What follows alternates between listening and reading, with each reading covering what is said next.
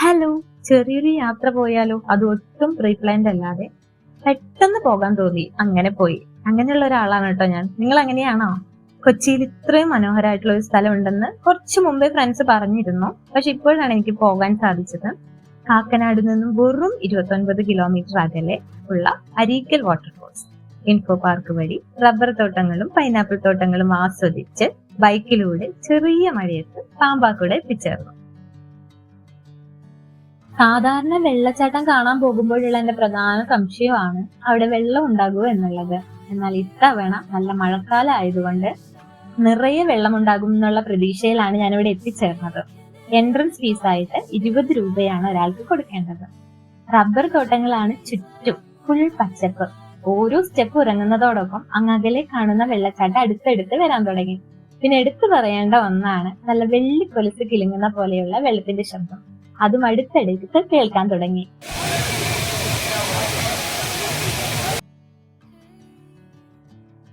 ഏകദേശം 70 അടിയോളം ഉയരത്തിൽ നിന്ന് പാറക്കെട്ടുകളിലൂടെ പതഞ്ഞൊഴുകുന്ന ഒരു മനോഹരമായ വാട്ടർഫോൾ ആണ് അരീക്കൽ വാട്ടർഫോൾ.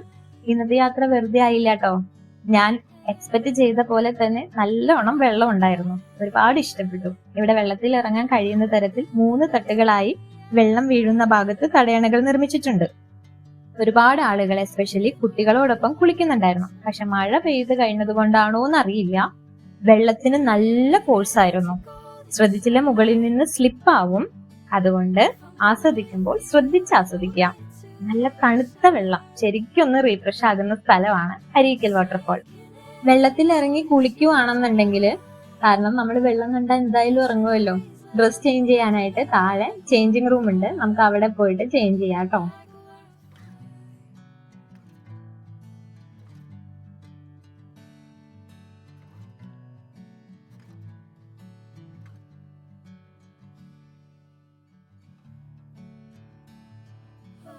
അടുത്ത ലൊക്കേഷൻ കണ്ടാലോ? ലോക മൂവിയുടെ കുറച്ച് സീൻസ് ഇവിടെ ഷൂട്ട് ചെയ്തിട്ടുണ്ട്. അരീക്കൽ വാട്ടർഫോൾസിൽ നിന്ന് വെറും 3 കിലോമീറ്റർ അകലെയുള്ള കൊച്ചരീക്കൽ കേവ്സ്. ബൈക്ക് പാർക്ക് ചെയ്ത് മുൻപോട്ട് നടക്കുമ്പോൾ തന്നെ ഗുഹകൾ കാണാൻ പറ്റും നമുക്ക്. പാർക്കിംഗ് ഫീയോ എൻട്രൻസ് ഫീയോ ഒന്നും ഇല്ല കേട്ടോ ഇവിടെ. മരങ്ങളുടെ വേരുകളിൽ ഒളിച്ചിരിക്കുന്ന അതിപുരാതന ഗുഹകളാണ് ഇവിടുത്തെ പ്രത്യേകത. താഴേക്ക് ഇറങ്ങുമ്പോൾ തന്നെ ചുറ്റും പച്ച വിരിച്ചു നിൽക്കുന്ന വലിയ മരങ്ങൾ കാണാൻ പറ്റും. 2 ഗുഹകളാണ് ഇവിടെ ഉള്ളത്. അതിൽ ആദ്യം കാണുന്ന ഗുഹയിൽ നിന്ന് ഒരു തെളിനീരുറവ് ഉത്ഭവിക്കുന്നു. ശുദ്ധമായ വെള്ളമാണ് ഇവിടെയുള്ളവർ കുടിക്കാൻ ഉപയോഗിക്കുന്നത്. രണ്ടാമത്തെ ഗുഹ അത്യാവശ്യം വലിപ്പം കൂടിയതാണ് കേട്ടോ.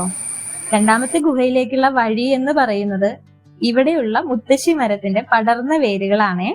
ഞാനും നോക്കി ഇത് എവിടെയാണ് വഴി എന്നുള്ളത്. പിന്നെ മനസ്സിലായി വേരുകളിൽ കൂടെ കയറിയാണ് ഗുഹയിലേക്ക് എത്തുക എന്നുള്ളത്. പണ്ട് യുദ്ധ പോരാളികളുടെ ഒളിത്താവളമായിരുന്നു ഈ ഗുഹകൾ എന്ന് കേൾക്കുന്നുണ്ട്. അത് എനിക്കിവിടെ എത്തിയപ്പോ എന്താ തോന്നിയെന്നറിയോ?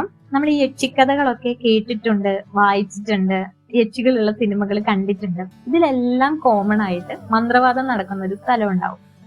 ശരിക്കും ആ സ്ഥലമായിട്ടാണ് എനിക്ക് ഇവിടെ ഫീൽ ചെയ്തത് കേട്ടോ. എന്റെ തോന്നലാണ്, എനിക്ക് കണ്ടപ്പോ തോന്നിയപ്പോ നിങ്ങളായിട്ട് ഷെയർ ചെയ്യണമെന്ന് തോന്നി, അതാണ് ഇവിടെ പറഞ്ഞത്.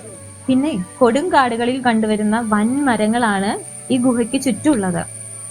കൊടുങ്കാട്ടിൽ പോയ മുൻപരിചയം ഉണ്ടോ എന്ന് ചോദിച്ചാൽ എനിക്കതില്ല. പക്ഷെ അന്വേഷിച്ചറിഞ്ഞതാണ് ഞാൻ പറഞ്ഞത്. നല്ലൊരു കാഴ്ചയായിരുന്നു. ഇന്നത്തെ യാത്ര ഇഷ്ടപ്പെട്ടാൽ ലൈക്കും സബ്സ്ക്രൈബും ചെയ്യാൻ മറക്കല്ലേ കേട്ടോ.